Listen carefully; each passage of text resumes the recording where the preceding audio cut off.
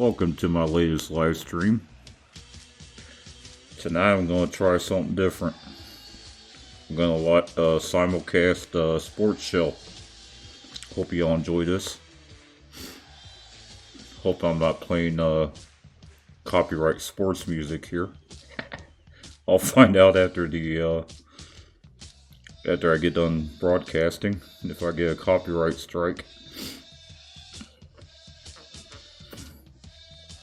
But friend of a friend has a podcast. It's called Time Out with Ty,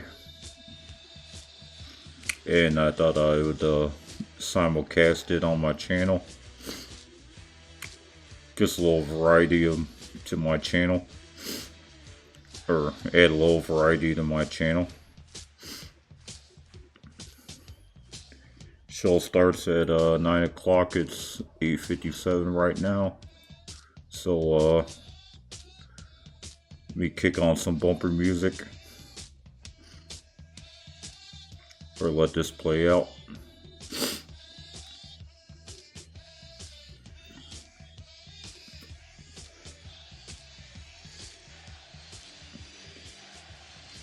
Just remember, when I go live with this, I'll put the link to in the chat to the original podcast link.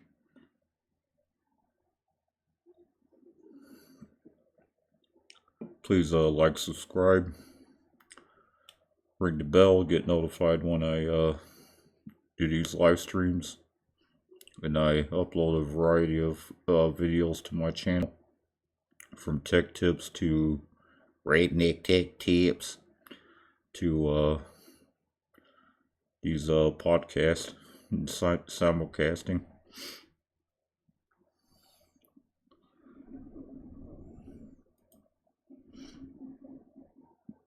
It's 8:58 right now.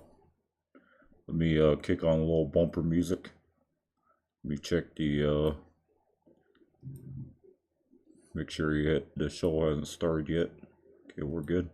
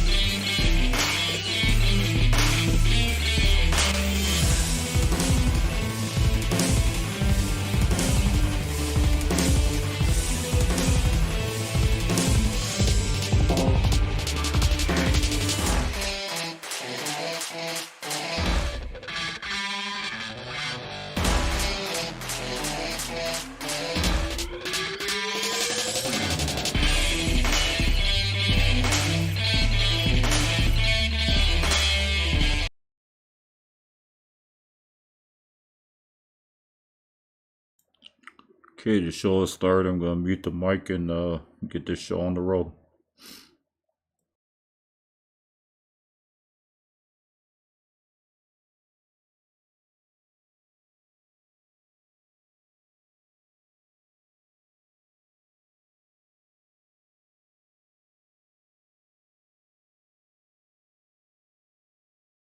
Again, everybody, Carry from Wrigley Field on a beautiful day for baseball.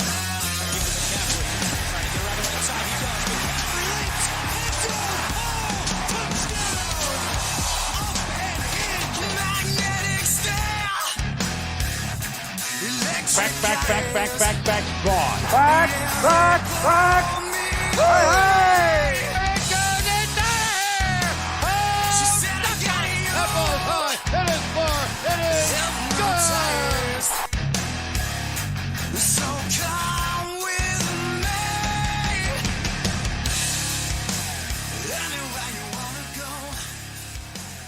What's going on, everybody? Welcome back to Time Out with Ty.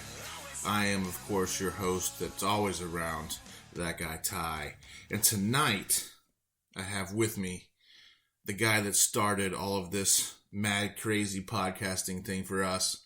A buddy of mine who's been around the game for quite a while here, but he's going to come and join us tonight to talk a little bit about the XFL. My friend, our main guy, Mr. Dino Mack. What's going on, buddy? Hey, what's going on, man? Thanks for having me on the show. What a great opportunity it is to maybe talk a little something different about football in general. Right? So the XFL obviously made its reappearance this year. I can't say it's its first appearance because it has been around before, but it's kind of modified itself and changed itself. But this year, they've made some big steps because now it's on Fox Sports, it's on ESPN. They've really kind of pushed a lot of emphasis into putting the main brand of the XFL out there to really get some football when we, just got done with the Super Bowl. So, this is where football fans get to fall back to, continue watching football, but not necessarily their favorite players or stars. So, I'm glad to have you on, man. Yeah, definitely, man. What brought this on was this. I remember on an episode of Guy Talk, I think it was week before last week or something like that. You said something about the XFL and how it looked like a bunch of practice teams playing, So I was like, well, I don't know if you would consider it that, but then I agreed with you. It does look like, practice teams getting a shot to play, get the eyes on them. But you mentioned something off air that we was talking about. You went and checked out some of the rosters of the names, and what'd you say that some of them are in the top 10 or? So a lot of these guys that are playing right now are from still division, 1A division schools. They graduated from those schools. A lot of them are Big Ten teams. I see nice. A lot of them from like Northwestern, Oklahoma, Indiana, Michigan State. There's a lot of Big Ten teams. There's also some like Notre Dame. There's some South Floridas. I mean, these are all guys that I'm seeing. Some of these guys I've heard of. Some of these guys didn't necessarily make a draft. They didn't necessarily make a team. So a lot of them were like practice squad guys, which don't get me wrong. Look, if you're good enough to make a practice squad in the NFL, then you're definitely good enough to play XFL. You know what I'm saying? Right. Yeah. So this is kind of giving some of these guys the opportunity that maybe these guys that went undrafted or these guys that had a really good college career but maybe didn't necessarily stand out enough in their position to make an NFL team. And if you think about it, dude, right? Like, how many players are there in college sports? I mean, think about how many teams, just how many colleges in the United States have football teams. And of those teams, these Division I teams, right? How many actually go on to play in the NFL? Like 2%. 2% of players actually make the pros. So there's a lot of guys out there that are still really, spectacular athletes that may just be just a little shy of getting that chance to really show themselves as really good players. And I think the XFL, if with the way they're promoting it and the way that they're showing up and putting it on Fox and putting it on ESPN, I think they're giving these guys some opportunities to, if they show well enough, some of these NFL teams could be like, hey, I've got a guy on injury reserve and I've got a couple guys that are, brand new. This guy, I've seen him. He didn't do well, in the combine, or he didn't get drafted, but maybe we need to take a look at this guy now, Maybe exactly. We could bring in.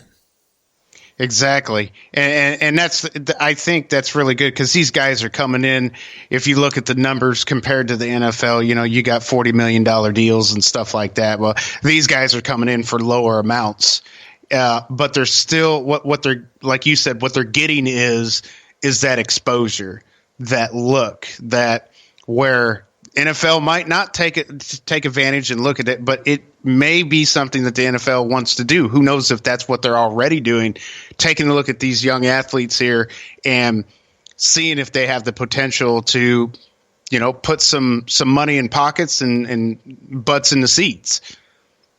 Yeah. Because that's the thing too. So I kind of looked at it as, like Major League Baseball, right? You have the major leagues. You have your Chicago Cubs team, right? Right. You have your Pittsburgh Pirates. You have your Chicago White Sox. You have these teams, and then you have the teams like the South Bend Cubs, right? That's a farm team for the major league teams, and I'm hoping that the NFL is using this as kind of a setup team, kind of a semi-pro. I guess we call it semi-pro. That maybe this is like their beginnings of a minor league. So, we have the major leagues in baseball, you have the minor leagues in baseball. The minor leagues help feed the major league teams. So when you have guys that go out on injury, and have guys that are traded or something like that, and you wind up needing something, that they have these feeder teams to help feed their needs. Yep. That way you're not always reliant on free agency. That way you're not... And these guys that are here, like you said, they're not making as much money, right? But this gives them the chance to possibly get a big contract. Even if it's for, let's say, we want to bring you in for 6 games to come in as a backup, possible backup running back for us, right? Yeah. May not get the starting time, may not get the, all of the... You may get in for a couple touches here and there. You telling me that some of these guys that are in this position wouldn't be like, okay, yeah, I'm gonna jump on that. Right? It may not be huge money, but it's something. It's getting their name there. It's notoriety. It's getting exposure. It's all about making a brand and making a brand out of your name and helping yourself advance in the world of professional football. I think. I know there's not a lot of professional wrestling fans out there, but there is quite a bit. And there's a lot of professional wrestling fans. and if you look at it this way, if you're a professional wrestling fan, you actually do like other professional sports.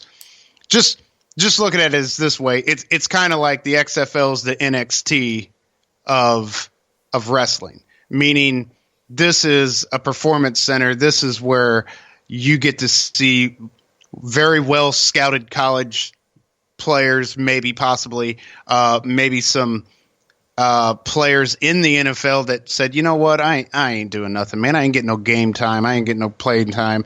I'll take the cut and pay. I just want to play some football. I'm going to go to the XFL.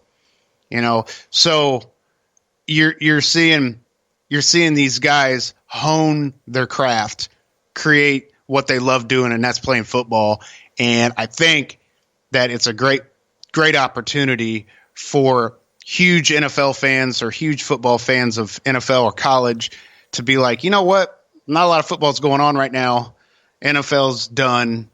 And I'm just like, give me something else. I like other sports, but I really love football. And why not?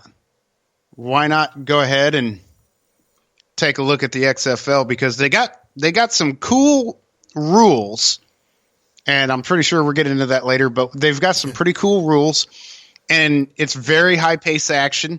It's more football. They do. Oh, I agree. And it's more football, more action, more plays, more opportunities to see the ball moving plays, action. Let's do it. Well, I'm going to tell you right now, from the game that I've watched a couple of the games, from the games that I've seen, they hit just as hard in the XFL as they do in the NFL. Yeah. I mean, I'm not going to take that away from them. They hit just as hard here as they did and they do in the NFL. Like I said, I was disappointed that I didn't see no drop kicks. I was kind of disappointed to see that you can't. I don't necessarily agree with the pass interference or play interference, meaning if you grab a shirt or if the defense kind of gets in the way. You know what I'm talking about with pass interference and stuff like that. That's a 5-yard or a 10-yard penalty. In the NFL, sometimes it can be as much as a 15-yard penalty. In the NFL, if there's a pass interference, the ball goes to the spot of the foul. So if it's, if the quarterback's throwing from let's say he's throwing from the 45-yard line and the pass interference is all the way down at the 1-yard line, or let's say it's in the end zone, the ball's going to move down to the 1. Right. So, I mean, that's what I'm talking about. I was kind of disappointed because, it's a ravishing game. It's a very brutal game. A lot of guys get hurt. A lot of concussions made in football. A lot of guys put their blood, sweat, and tears into this game. Yeah, so they make millions of dollars. I get that. But at the same time, these guys are doing things that the average, couch potato can't do. And they're giving great entertainment. And people love and worship, these people. I'm not going to try to get into a religious thing. I'm not saying everybody bows down to a medallion of Tom Brady, but I'm just saying that unless you do, then you have some serious issues. And but I would like to be able to see some gripping on the helmet. If you can get a hold of that helmet and you can drag that guy to the ground, and that's counted as a tackle, I don't see a problem in that. But okay, that XFL's not going to do that. They're keeping it traditional, but they're not. They're changing it. They're reinventing it.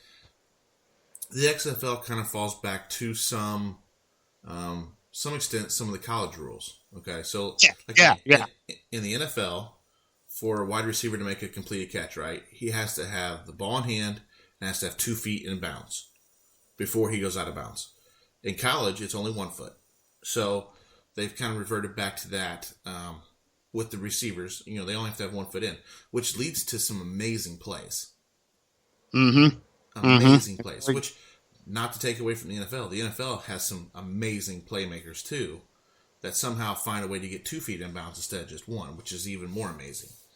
But yeah, it's a little more difficult to do that too. Right. So there's a couple things about the XFL that just kind of, like, their rules that just kind of don't make sense. Like, they don't stop the clock for an incomplete pass, or if a player goes out of bounds, except for like the final 2 minutes. Yeah, so, I don't like that one myself. Sometimes, I mean, I get it. They want it to be more gameplay, more, keep it moving kind of thing. But at the same time, too, to me, I mean, if it's an incomplete pass, it's an incomplete pass. You stop the clock, you reset. That takes a long time for those receivers, especially if they've gone, 20, 30 yards downfield to get back. It takes some time. Yep. And you're wasting gameplay. Yeah. But I would rather. But then that's the thing. So let's say you have a receiver that runs all the way down the field, right? And your team's in the lead, but it's 3rd down, and now you got to wait that entire time for the ball to come, for the ball to come back for your wide receiver to reset. Mm-hmm. That's time wasted that the other team now who's getting punted to doesn't have because they didn't stop the clock on an incomplete pass, or right. So there's some small things there that I'm like, I get, like, the idea of the 1 foot. It's giving a little transition piece from college players to maintain that kind of, not changing up the rules on them. You still just get 1 foot in bounds and you're good. I don't mind that. I think it's kind of a cool thing. But like this time thing, I mean, I get it. It's not the NFL. But there are some things that should remain the same. Just some things. Right. Especially if, if the NFL wants to invest in the XFL, with the mentality of maybe saying, hey, we got a guy injured, or, we need to trade somebody out, and it looks like he's got a lot of prospect. What's his contract look like? Let's talk business. Let's, if they're wanting to do that, yeah. Have you, besides the rules, I don't mean to get off track here, but have you seen some of the attendance in the games that you've watched? They're not bad, are they? No, they're packing the stadium. Yeah, I mean, I saw a few empty seats and stuff like that, but that's normal. I mean, it's whatever. Not everybody can afford going to a football game. But yeah, pretty good attendance. I saw that there was, as far as a fan's perspective, there was an interest in the XFL. They was interested in, football. I was just hoping for somebody to spear somebody like Goldberg, but I don't get that. Well, from my understanding, and this is, the XFL has changed a little bit, right? So this was Vince McMahon's kind of brainchild back in the day, like 2000, right? The XFL was basically WWE's with shoulder pads and people hitting each other. Yep. As much as that's entertaining, I think that more people, more football fans will find this as entertaining because it's actual football with players that are trying to play the game. Right. More so than watching Goldberg do a spear on a quarterback and hurting them, Or Steve Austin doing a stunner. I mean, you're not on the football field. It's and I think that's key too, because it's like, okay, there's professional wrestling, then there's football. We don't need guys spearing guys or doing, jumping up in the air, tackling guys with their legs and stuff like that. No whips and chains need to be pulled out. This is football. We need to play football. And let's talk about their point after touchdown rule that they got. I kind of like this one. You may not. After a touchdown, the team has the option of running a play from the 2, 5, or 10-yard line worth 1, 2, or 3 points. So, and it says the team must run an offensive play and no kicking plays are allowed. Why do you think that is? And tell me what you think about that, because I like that. Well, okay, so here's my thoughts on this, right?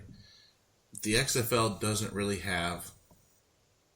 I mean, they have a guy that does kickoff, right?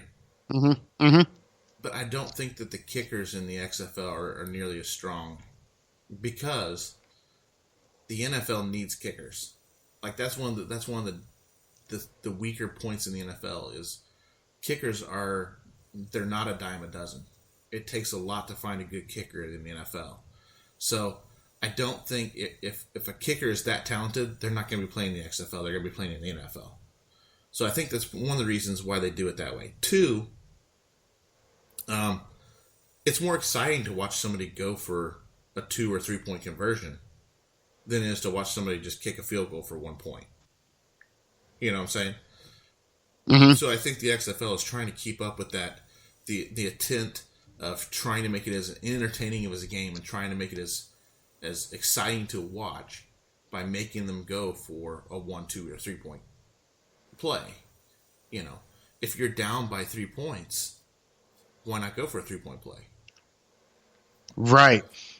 And and the rule also goes, if it states that if the defense causes a turnover and return the ball to the opponent's end zone, the resulting score is equal to the number of points the offense was attempting to score. Yes, which it's that way in the NFL as well. So in the NFL, if they were going for a 2 point conversion, and they fumbled the ball and the defense picks it up and runs it back, well, then they get 2 points. So it's that way in the NFL as well. Or if the kick is blocked and then caught in the air and ran back, they get a point for that. So some of that's still the same, but the 3 point opportunity, that's a field goal in the NFL. 3 points is for a field goal. Right. I think the XFL is trying to make it as entertaining as a game as they can. And by making it so that there's not kicking, because let's face it, kicking's boring. Anybody can go out there and kick a field goal from 5 yards out. I would think most soccer players could probably put on pads and go out there and kick that field goal from there, a PAT. Now that's not necessarily saying that's not saying that they could hit one from 50 yards out. But I just think it's more fun. I think it's more fun when they go for, a 3-point conversion. Yeah, because fans have told the XFL that a 3-point play creates more strategy and innovation for the coaches. So yeah, I kind of like it. Yeah, we ain't seeing a lot of kicking, but I'm not really into the kickers.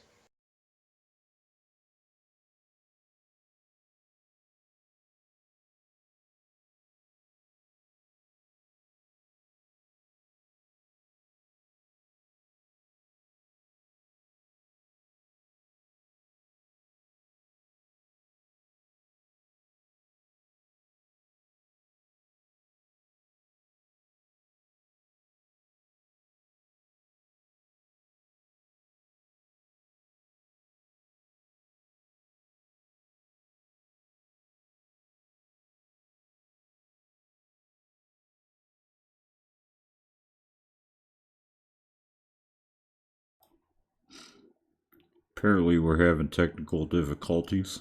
Please stand by. Hang in there. We'll see if we can get this straightened out.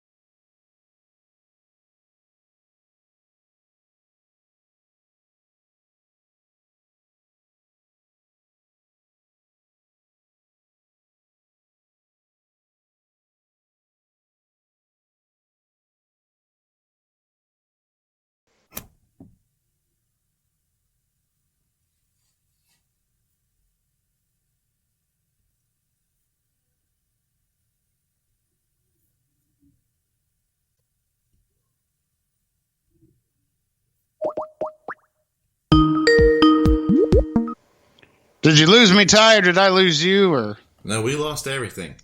We lost internet here, so the show has been paused, and now we're back live again. oh, Yeah. Oh, I'm not okay. sure what happened there? Just lost internet. could be somebody's watching Disney Plus. I don't know. So Where I'm at now, I've got fiber, so I don't think that's really the issue. All right. So, anyways, while we were talking there, I got on the XFL. Actually, got on the XFL's website thing, right? And yeah. looked at the current rule. After a touchdown, each team has the option of running a play from the 2, the 5, or the 10 worth 1, 2, or 3 points. Teams must run an offensive play, and no kicking plays are allowed. So the current one for the NFL, obviously teams can elect to either kick an extra point or go for 2. The rationale was the NFL has a near automatic play with this extra point kick, and the XFL has created excitement by replacing the kick with the play from scrimmage, like we had talked about. Yeah. To provide even more excitement, we have added the opportunity for the 3-point play, which is what you were talking about, which means that an 18-point deficit is still just a 2-possession game and not a 3-possession game like it would be in the NFL. Right. See, we're on to the XFL already. Me and you both. Me not being a huge sports fan, but I do watch sports, and we already kind of got it. We got what they were trying to do. But we're still going to talk about some of the rules because some of them are good and some of them are kind of The kickoffs. I don't understand the point. I don't either. I really don't either, but I do like it. I just don't like where they line up. I like the fact that nobody is allowed to move except for the kicker and the receiver. Yeah, but Until it pretty much eliminates a kick return. How so? Explain it to me. Well, the thing is like that's part of the strategy is that when you kick and they're starting, like when you guys start all the way back by the kicker, right? The play goes downfield. You can try. A lot of the teams can try to do a misdirect, or Like they'll have they'll shift the block to the right, and they want to keep the running back on the left side to try to edge out. So the blocking is going to the right. They're kind of throwing the blocking scheme in to try to change things up. But when you're standing basically Braveheart style front to front, getting ready to go, and the kick's there's no faking it. Like those defenders that are just watching that ball go in, they see where the running back's going to go. They see where the returner is going to go. It's not hard to shift your focus to that side. You know what I'm saying? Well, I don't know. I mean, if you're receiving and your guys that are blocking for you, that's behind their back. They can't see what's behind them. The only thing they can do is focus on the offensive eyes, that's trying to, well, okay, I see what you're saying. Yeah. Yeah. Never mind. I got it. Yep. Okay. I get why they're trying to do it this way, because just like in the NFL, right? The kickoff and punt returns are probably, when it comes to dangerous plays on the field, are probably the most dangerous, right? Because your kick returner is catching the ball, his eyes are up in the air, he doesn't see what's coming at him because he's got to make that catch and start to run. Right. And those guys that are defenders are coming down there full steam, that as soon as they start to move, they're just going to blast them. I mean, that's the special teams. That's your job. Don't let the kick returner get the ball back from, where they catch it. Make them stop where they're at. Or better yet, like when they're punting, try to put it and pin it as close to the end zone as you can to set your defense up for a good safety position, to get a safety. So when it comes to kick returns and punt returns in the NFL, it is dangerous, right? Because those guys are kind of, they're defenseless at the time. Their eyes are up in the air watching this ball come down. And these guys are just careening down the field at 20 miles an hour. It's like a car crash waiting to happen. That's exactly what it is. It's a car crash waiting to happen. And not that we don't like to watch it, but that's why there's fair catches in the NFL, right? They call a fair catch. The defense can't touch them. That's how it is. This tries to help with that safety issue. In this XFL, the goal, I'm sure, is to eliminate safety issues too. It's by doing this, I mean, they're going to increase the amount of touchbacks. There's going to be probably a lot more fewer returns, which means, fewer chances of a touchdown. But I don't know. I mean, I would see this maybe something they may change in the future. With it being a comeback, and this year is really kind of a startup year, right? They're really trying to kind of get back to getting in as a sport to watch after the normal football season's over. This is just kind of continuing on football, right? And I hope that at the end of this year, they listen to the fans that are watching it, and they may decide to make a change. Like, you know what? Let's just go back to a regular kickoff. Or like they did with the NFL. The NFL just moved the kicker forward further, so that now pretty much every kicker in the NFL can put it through the end zone. So if they don't want them to run the ball back, they just kick it to the end zone and get a touchback. Right. You know what I'm saying?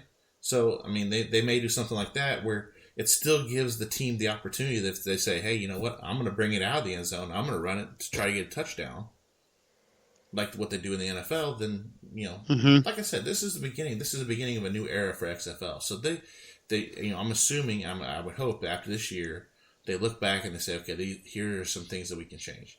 This is one thing that the NFL doesn't do well. To me, the NFL doesn't do well. Now, the NFL does make some changes, right?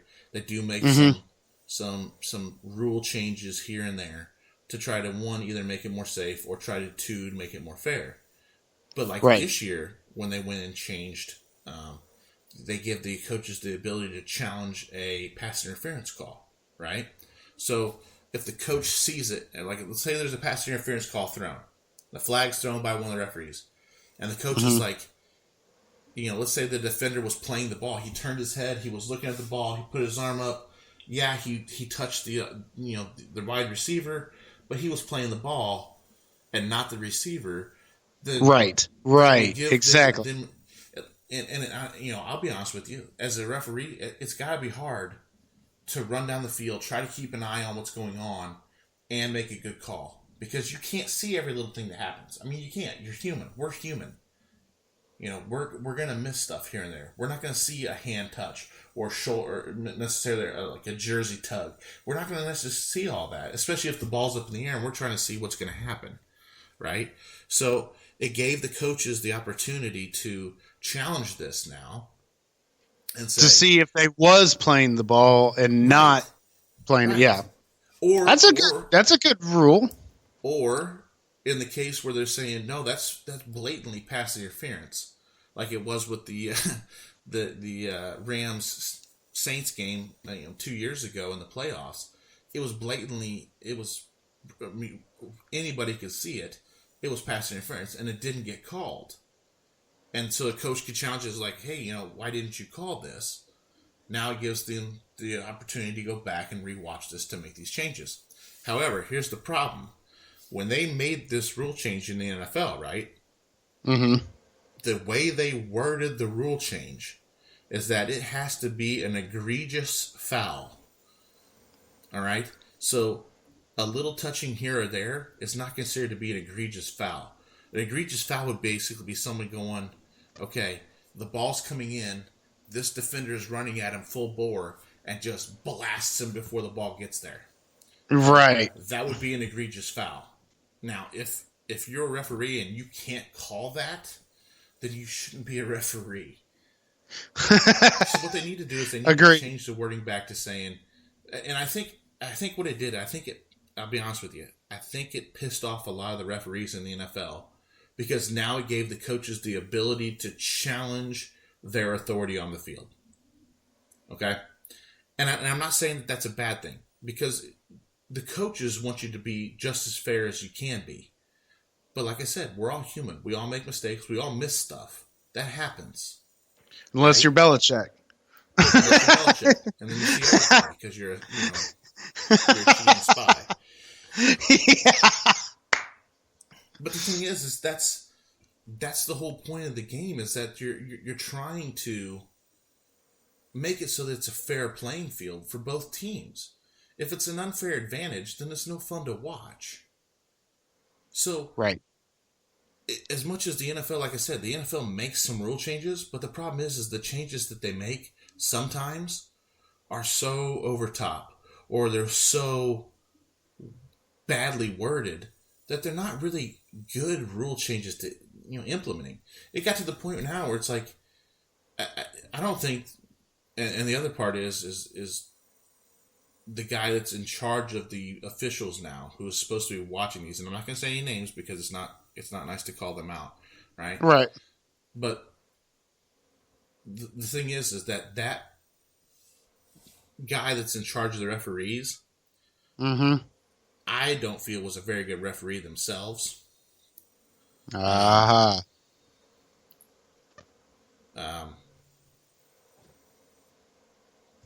Well, I'm just going to say it's Al Riveron, and he's in charge of it.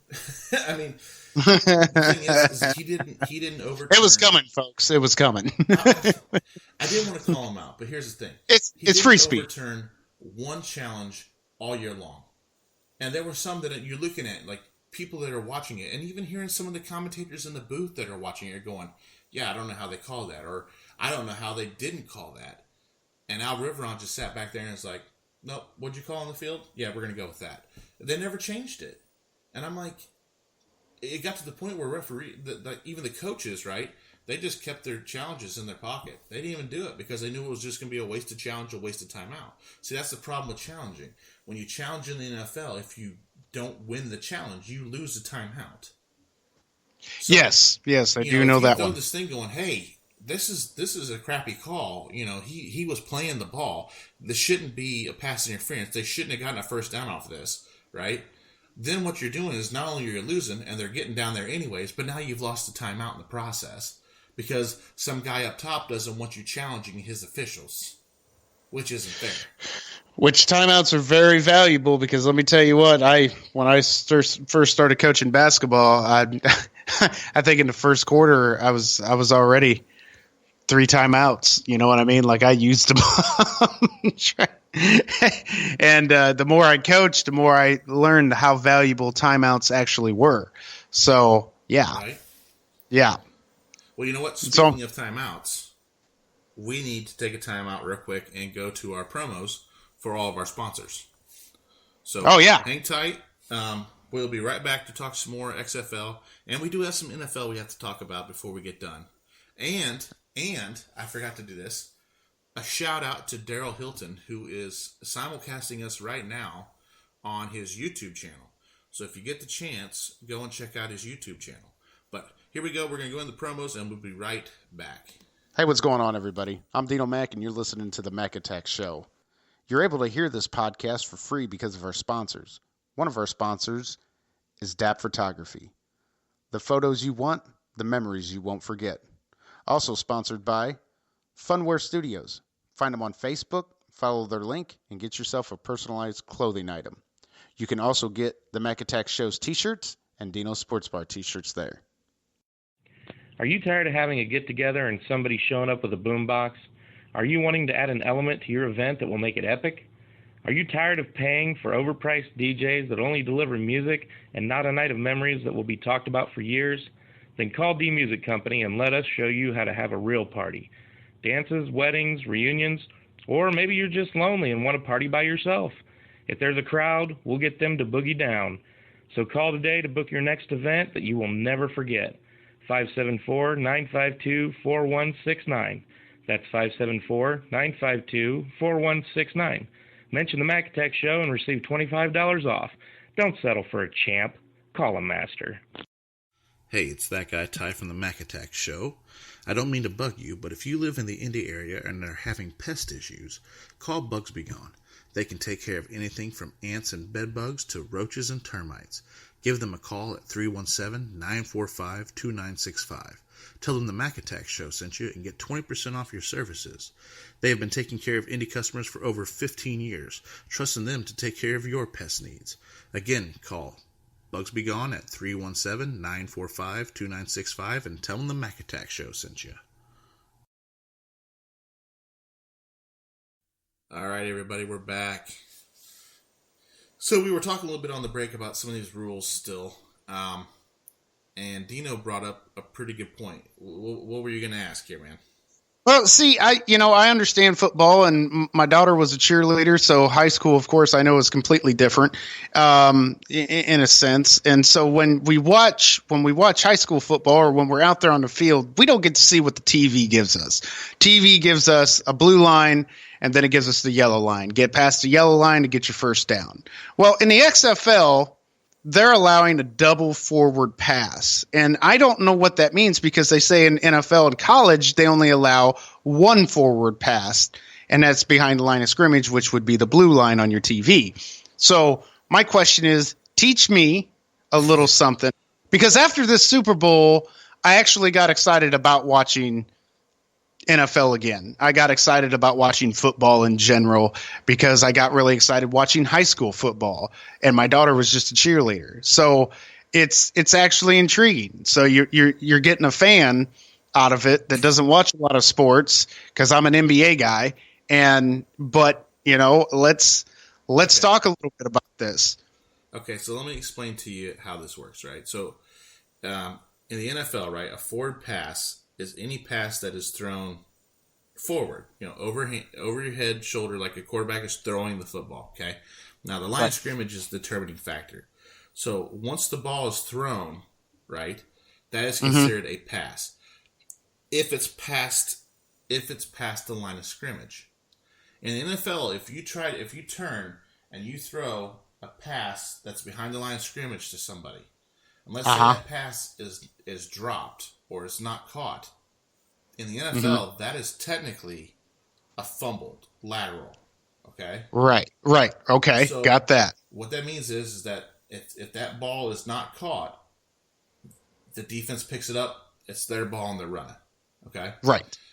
What the XFL has done is that they've basically changed the rules a little bit, and that if the quarterback tries to do a lateral pass or a forward pass behind the line of scrimmage, right, and it's dropped, it's a little less risky, because if it's dropped here, it's just considered to be an incomplete pass and it's done. Right. Okay? Okay. Now, what they do in the NFL, right, it's basically like let's call it like a flea flicker. Okay? Yeah. the quarterback, he'll toss the ball to the running back as they're running through, and then the running back is the one that throws the pass downfield. That's a flea flicker. But let's say during that transaction, like I said before, if they're in that transaction, if the ball is not caught, now it's a fumble. Whereas in the XFL, that's just an incomplete pass and it's done. So okay. It makes it less risky, but it also, by making it less risky, it makes it so that these XFL teams are like, well, shoot, we have the ability to throw this downfield twice, really kind of throw them off their game. And if we miss the first one, it's not a fumble, it's just an incomplete pass. So because it's less risky to do it, they may take a little bit more of a chance and do it more often, which causes more excitement in the game because you got a wide receiver who's used to be, let's say you used to be a high school quarterback who's now a wide receiver because he played receiver in college, right? Well, yeah, he's great. He's running, he can catch the ball anywhere. But guess what? Dude can also throw. So let's go ahead and throw a lateral pass to him and then have him bomb it to our other receiver downfield. Right. You can't tell me that's not a cool thing to watch. Yeah, kind of like a hot potato deal. Yeah. Nice. Okay. And that's what I encourage listeners too. If there's something you don't understand, Ty is an excellent guy to kind of explain it to you so you understand. So if I'm learning, if you guys are learning, if some people are like, well, this guy's just dumb, I'm okay with that. I'm all about learning. So that's not fair to say either, because like you said, you kind of got discouraged and didn't really want to watch the NFL for a while. And, knowing that you're from Argus like I am, we didn't have football at Argus. We had soccer. Right. So, I don't expect anybody that didn't ever play football or really watch a lot of football to understand all the rules. That'd be like asking somebody to say, who's never watched hockey, to go, okay, here, watch hockey and understand everything that's going on. Right. Right. Yeah. Speaking of, okay, so, and I'm not trying to get off the No. Go ahead. But I wanted to get into something that was brought to my attention today while I was at work by another friend. There was an incident apparently that occurred over the weekend from a Browns player. Oh, yeah, you told me about this. This is good. So, Greg Robinson, who was an offensive tackle for the Cleveland Browns, was arrested on, I'm trying to look at the date here. It doesn't give me a date.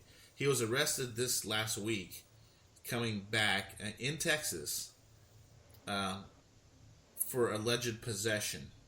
And when I say alleged possession, it's more like intent to sell and everything else, because allegedly it was 157 pounds of marijuana in his car. Now, allegedly is a strong word. Allegedly would be like, I allegedly had an ounce in my car. Allegedly. Not allegedly had 157 pounds. That's a person. That's a whole person. If you could put that into a tire, you know what I mean, and you could balance it out to where it wouldn't wobble, you would never have a you would never have a flat. You know what I mean? If you could compress it in there. But yeah, apparently, and he's facing up to 20 years in prison because of this. Wow. So I just wanted to get that out there because that was... Is he in custody now? As far as I know, yes. He's still in custody. And he plays for the Cleveland Browns? Yes. No, sorry. Former Cleveland Brown. Okay, former Cleveland Brown. Okay, so he used to play for the Cleveland Browns. He's got millions of dollars. Unless he spent it all on hookers and blow. Exactly verbatim.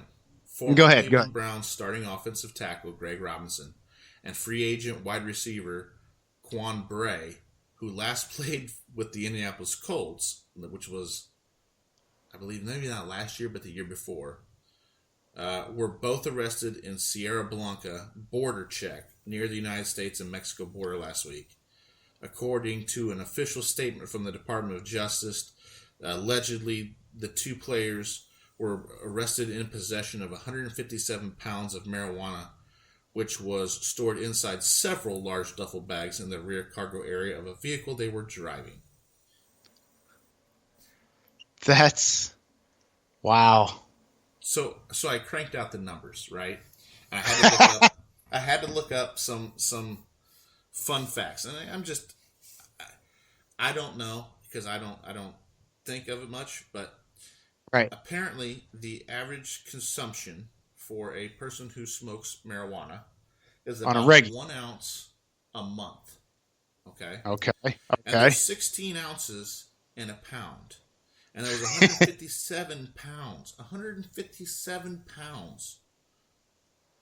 That could last a person 209 years if they smoked an ounce a month. 209 years. You know what? I just want to make sure that when doomsday preppers, I guess, maybe the doomsday preppers, got to make sure that their family has enough. I don't know. It was for medicinal purposes. It's what it was. Medicinal purposes only. Oh. He was trying to, he's probably got a Sam Club's card or a Costco or something like that. He's used to buying in bulk.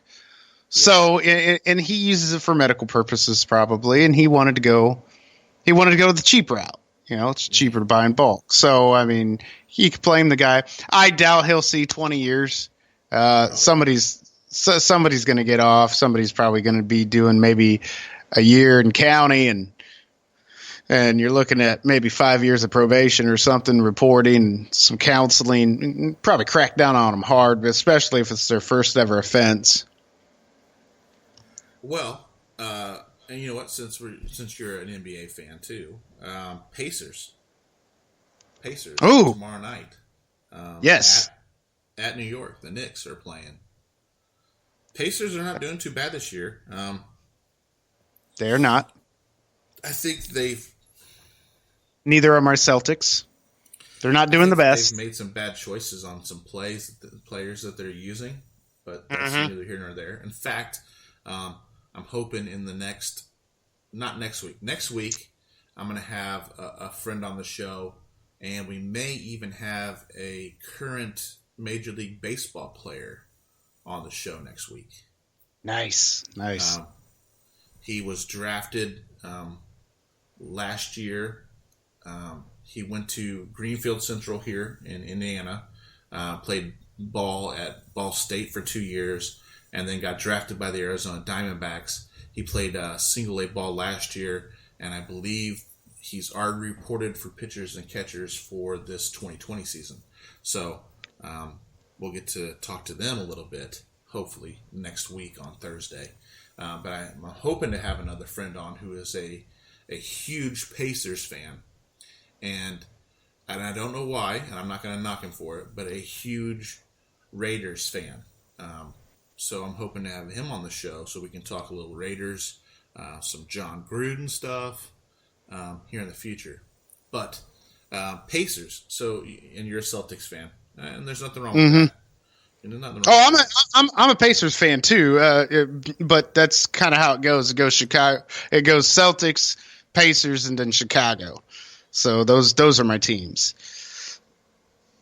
Well, the crazy thing is, right, is that Celtics are, I think they're, second, third in the division, second or third. Yeah, because They're Pacers playing pretty are good right now. They're playing pretty good right now. I know that. But what surprised me is that a team that's been pretty well dominant for the last 2, 3, 4 years, the Golden State Warriors, they're the bottom of their division this year. Isn't that weird? Just not winning games. So, and then LeBron and the Lakers are, first in the Western Conference. I won't get into that. Go ahead and get into it. Go ahead and get in because I know you said you're not a huge fan of the NBA, and you born and raised in Indiana, and that's all we got. We got corn, racing, and basketball. That's what we got. So we have corn, racing, we have basketball. When I say basketball, I mean we have really good high school basketball, and we have really good college basketball. You have IU, you have Purdue, you have Notre Dame. Ball State has a team every once in a while. It's not too bad. We have some good basketball teams. I like college basketball. I think college basketball is just, it's a coach is a coach in college. You know, Right. It's more they personal. actually run set plays. They run set defenses. They do, and I'm sorry. The reason I say that is because you look at a good college basketball game, right? And most scores you're going to see are like 58, 52. Right. Or, scoring in the 40s. Maybe you see a 40 to 60 something here and there every once in a while, like when teams really had a blown up game. In the NBA, it's always like, oh, yeah, Pacers won 116 to 112. You know what that tells me? That tells me that none of these teams have a defense. Period. Yeah. Like, oh, you're going to shoot from go ahead and shoot that three up. Go ahead and shoot. Oh, look, he scored. Oh, well, let's not I mean, we was talking about refs earlier in the NFL. Let's talk about how bad the refs are in the NBA now. I mean, some of these guys have they heard of a penalty called traveling? Because I'm not sure they have. Right. I've seen LeBron do it. I don't know how many times. He just carried the ball a little bit, couple steps, it literally picked it up, and the ref acted like he didn't even see it. He carried the ball and then kept going. I'm like, the referee standing there looking at him. But he's the greatest of all time. That's a carry, dude. Like in college, that would be a carry. The ball would be going the other direction. Real simple. Or they travel. They take like 5 steps down the lane to lay up the ball. Yeah. It's 2. You get 2 in the NBA. Yeah, so my Celtics are in third. My Celtics are in third. The Pacers are in sixth, and my Bulls are in 10th. So, Bulls. The Bulls fall from grace. It happened quickly. It did. It happened quickly. Once Michael left, Scottie Pippen left, the Bulls pretty much never recovered. They had the chance back when Derrick Rose was there for a little bit, but he was always injured. And I'm like, the Bulls may have a chance to come back with Derrick. No, that never happened. And they've just kind of never come back yet. Right. You can only have a dynasty team for so long. I'm surprised to see the Rockets in at 5th. You know what I mean? Rockets, I mean, they was a good team back in the day, but was not as. I can't remember last year, but I don't think they was in 5th last year. I really don't. The weird thing about the Rockets, right, is that they don't even run a center. Like what happened to the game? What happened to the game where you would feed the ball to the center? Feed the ball to like guys like Shaq or David Robinson. Like literally, I don't think they run a true center. They run a couple power forwards. They run a small forward. And that is it. Guards. Yep. I mean, I would assume they have to have a center somewhere on their team, but I don't think they play it like that. And they're doing something right. Like I said, this year they're in 5th. So, who knows, but it's Jesus, the Lakers, 41 wins so far, 12 losses. Now I don't know how many home and aways that are, because that really, and let's talk a little bit about that, about sports in general, home and away games. When you're home and you're in your backyard, you got a lot of support.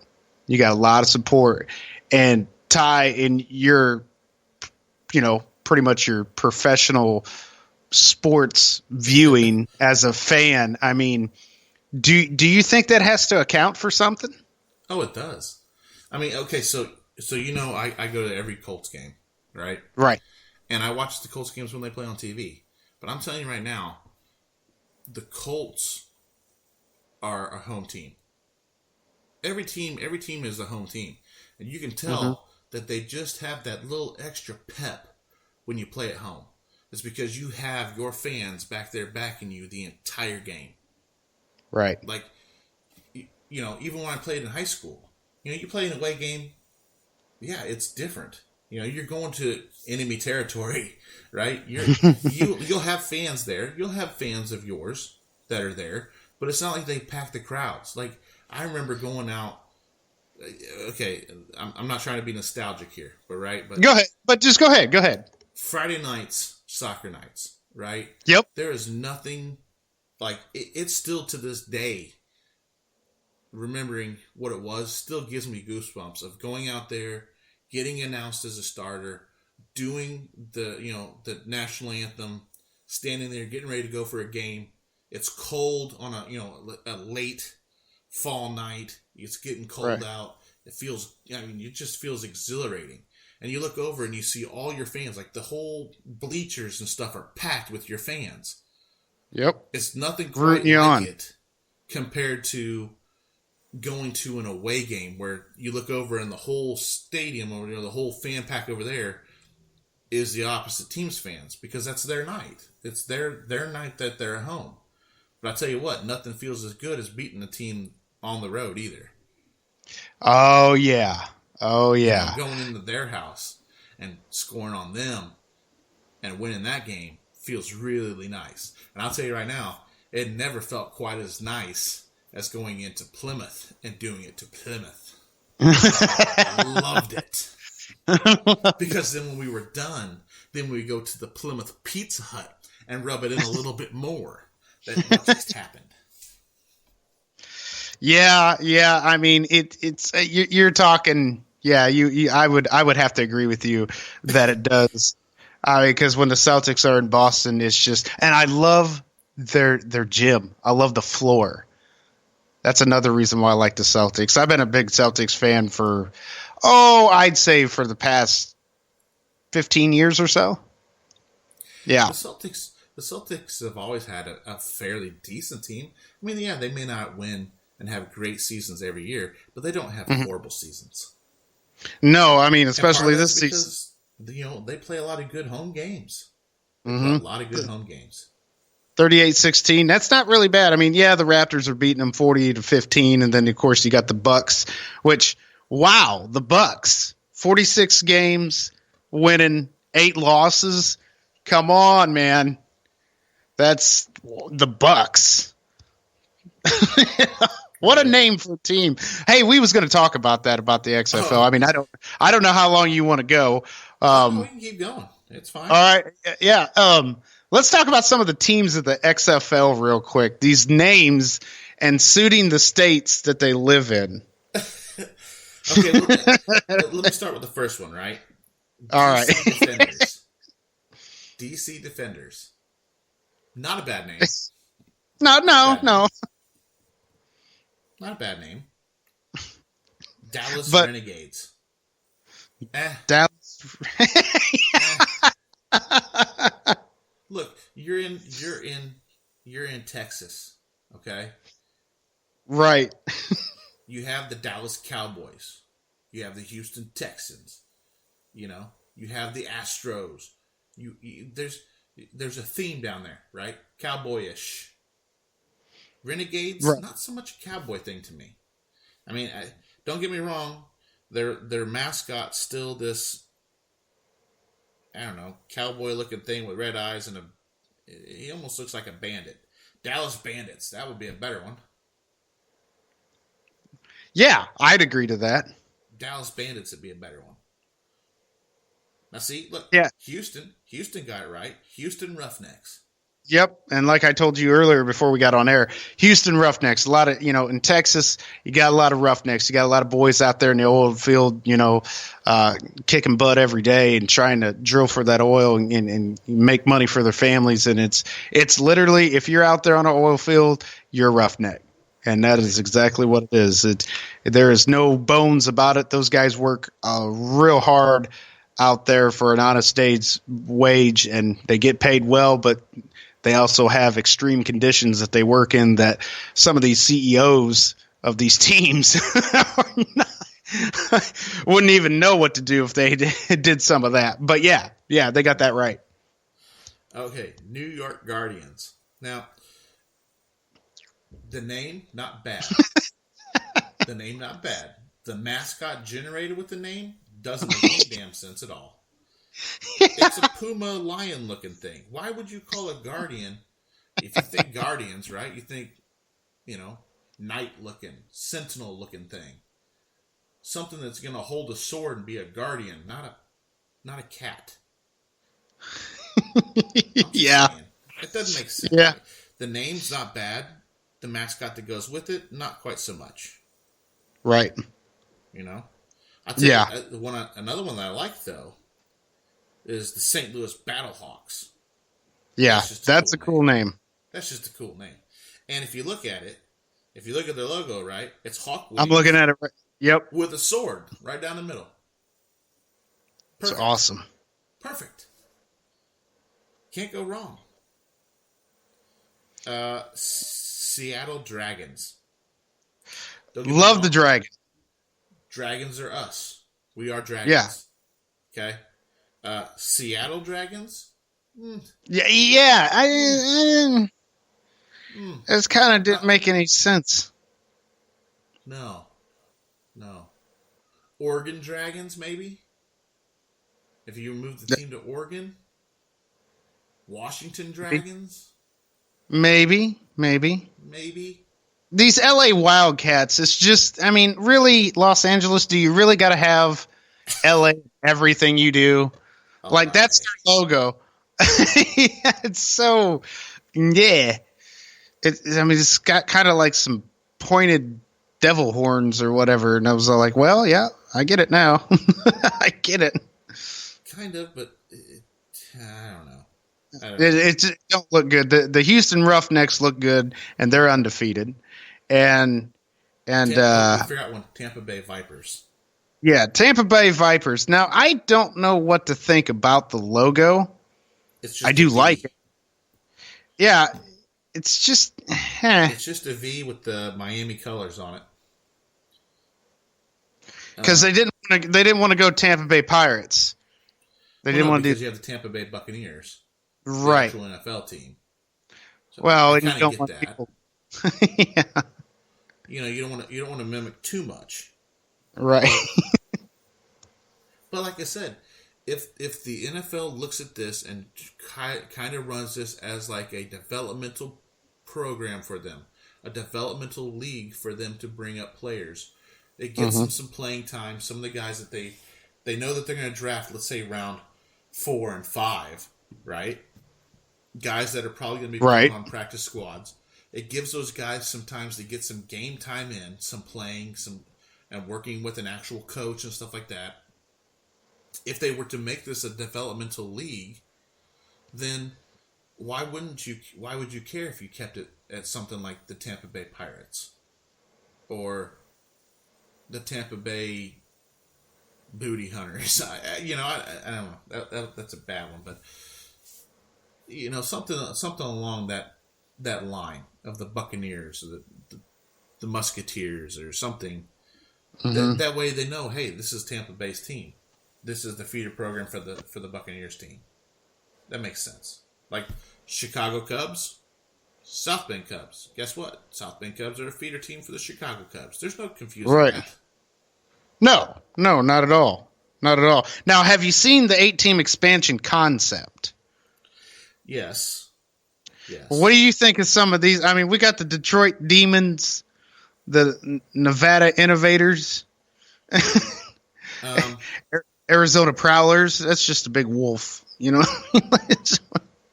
Well, so here's the thing. Like I said, if this does develop into and becomes like a developmental league, you're going to have more teams because we have 32 NFL teams. You know what I'm saying? And no team's going to want to share their developmental team because they're going to run some plays that they're going to get them used to coming into the NFL. They're going to run some of the actual same plays. So you're not going to want a team that's going to, you can't have 3 or 4 teams pulling from the same XFL team. You wouldn't want that because then you're giving up play lines. But if they do that, if they keep it as an XFL thing and they keep it as kind of like the opportunity for free agency where teams can pick them up after the season's over, just as free agency players. Right. That's giving the opportunity to develop. And I like Now check this out. Now the XFL has established Team 9. That's what they call it, for the benefit of the rest of the 8-team league and for 40 players still chasing their football dreams. Team 9 is essentially an extra squad stocked with players available to fill open roster spots on any team in the league at any time. Say St. Louis Battlehawks lose a safety in week 2, they can call up a football-ready replacement in time to face the New York Guardians in week 3. right. So That's kind of like the practice squad that they have for the NFL. So the NFL has players on a practice squad that not only one goes and does practices with them. So these offense has to run plays. They have to run plays against the defense. So right. they have practice squad players that play defense against the offense to get the offense game ready. Well, those players are then kind of supplemented in. If a defensive player, let's say we have a corner that goes down or a safety that goes down, yeah, a lot of times, yes, we have some depth on the depth chart that we can throw another person in. But if this player is going to be out for a while, you got to pick up somebody. So then they pull a person from the practice squad to go onto the roster to help fill that spot. So that, and if the safety were to go down again, you have someone to throw in there. That gives them that same ability in the XFL to have kind of like a practice squad roster that, hey, I lost my starting running back. I need someone that can come in and play, as my backup, because your backup running back just now became your starter. You know what I'm saying? So you need to be able to fill that in. You need to be able to keep that rotation going without having to pull new people in that maybe aren't necessarily ready to go yet. Right. Right. I like the idea. Yeah. There's a lot of stuff about the XFL that I like. There's only a few things I don't like. But there's a lot of stuff that I see that I do like. And there's a lot of stuff that if they make the right calls and they make the right adjustments, I think it not only be beneficial for the XFL, but for the NFL as well. If they do things right. And for the fans. And for the fans. Yeah, that's the key marquee of it all. That's the market.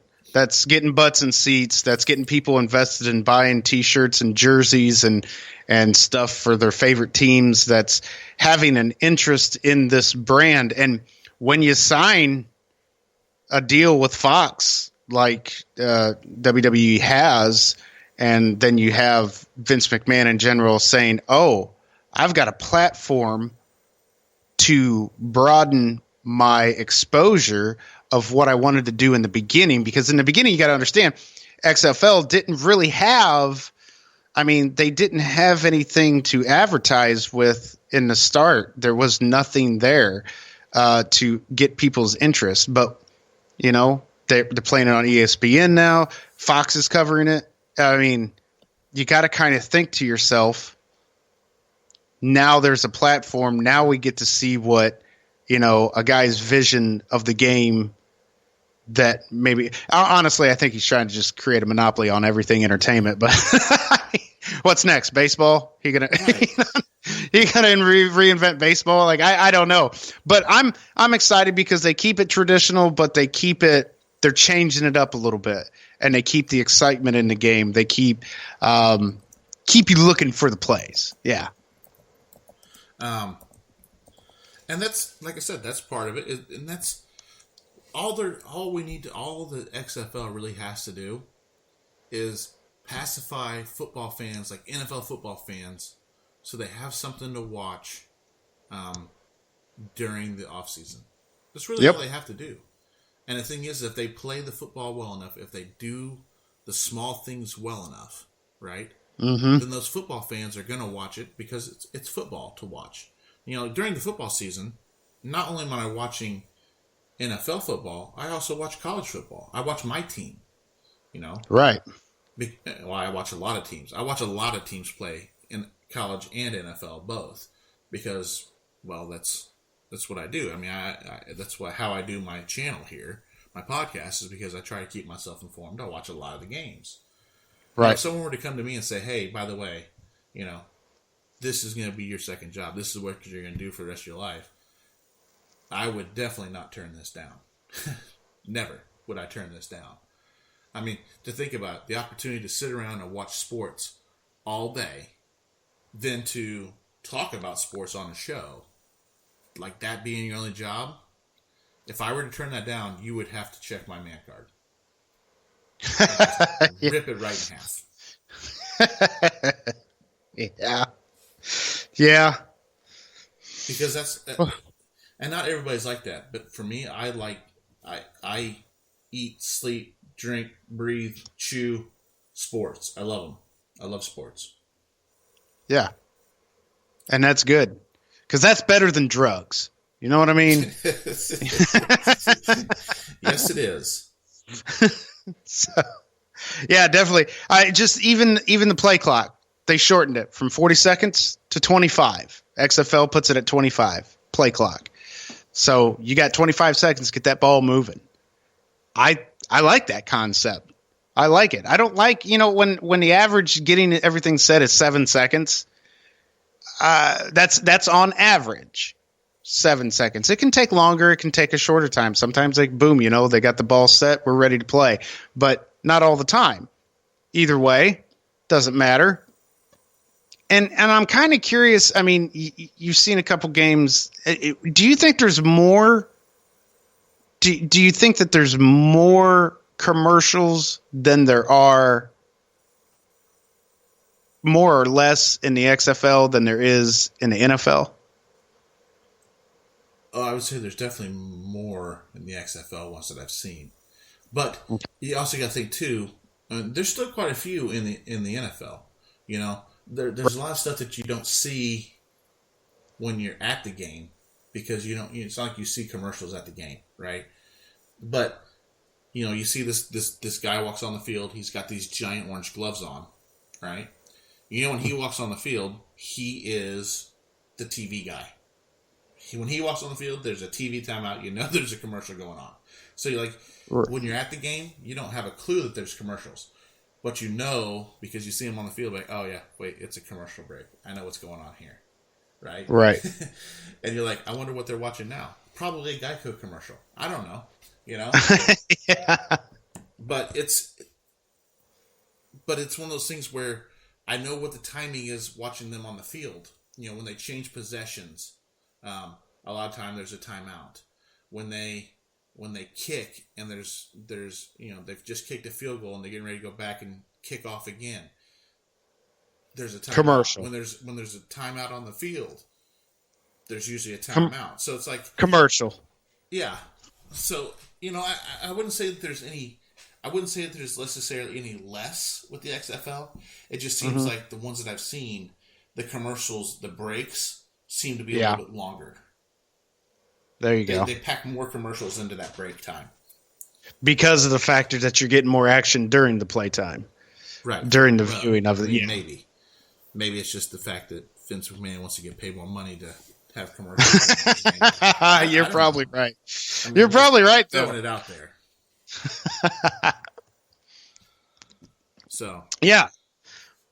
Well, man, I'm gonna I'll go ahead and let you. It's your show. You do what you want, but I won't just leave here. We're gonna go ahead and wrap it up here. Nice. Okay. But go ahead. Dude, I appreciate you coming on. I appreciate you talking XFL with me. We'll definitely get you back on again. We'll have to talk about the XFL when it comes to playoffs. Oh, definitely. And we need to. I think it'd be awesome if we get a little bit of NBA time. I know it's not your. I'll get some NBA time. Now, for me, here's the thing.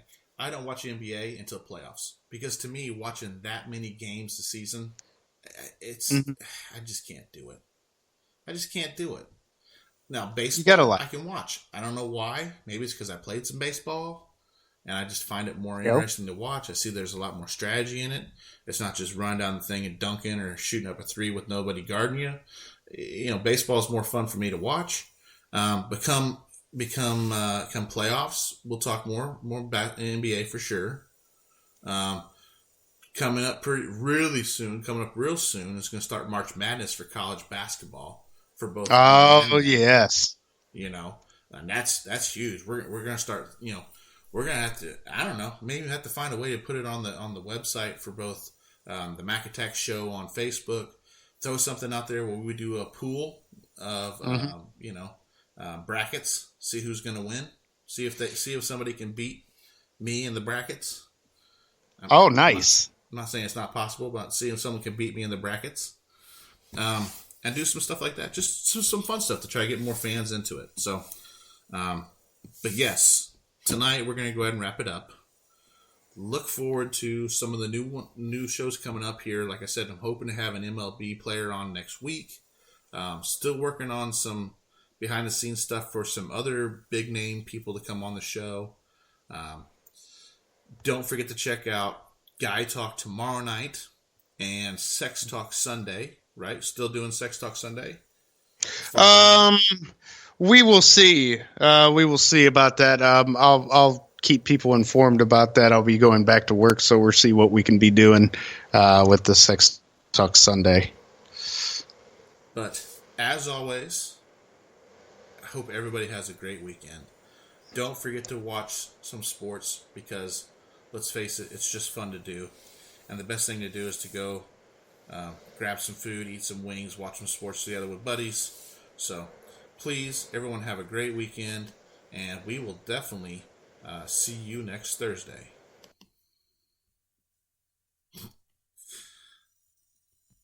Yeah, and as Dino said, don't do drugs.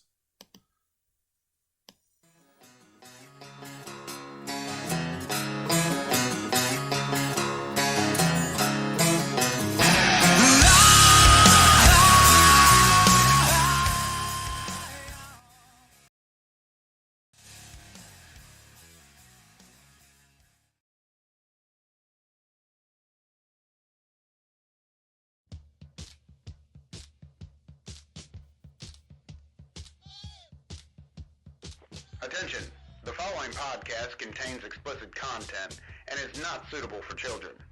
This podcast may also make you piss your pants, laugh, cry.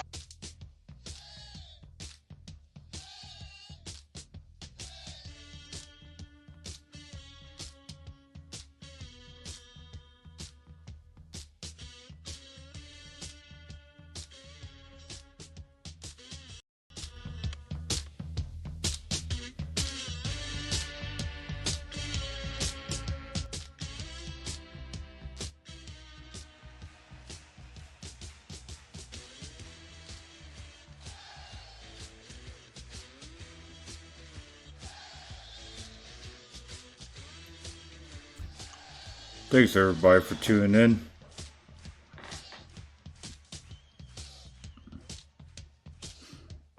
Please like, subscribe, ring the bell,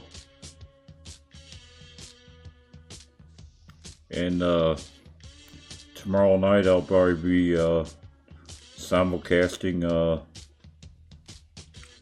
Guy Talk, and we'll see about Sex Talk Sunday. It's up in the air.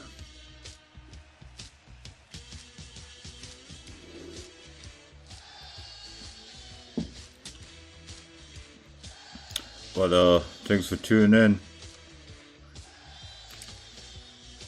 Till next time. See ya.